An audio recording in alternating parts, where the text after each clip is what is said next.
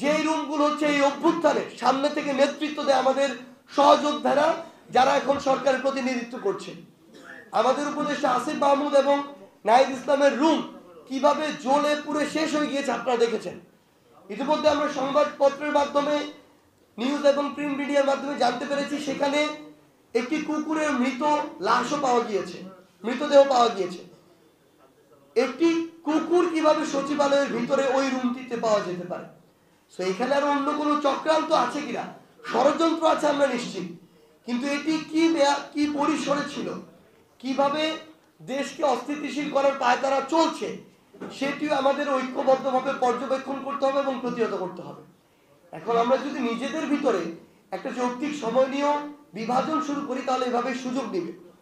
কিন্তু আমাদের জায়গা থেকে আমরা স্পষ্ট করে বলি, সচিবালয়ে যে আমলারা ছিল এদের একটা বড় অংশ খুনি হাসিনাকে ওই চেয়ারে বসিয়ে রেখেছিল।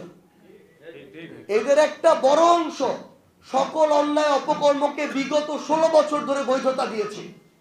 এদের একটা বড় অংশ বাংলাদেশের সরকারি অফিসগুলোতে খুনি হাসিনার পারিবারিক যে তন্ত্র সেটি চালিয়েছে।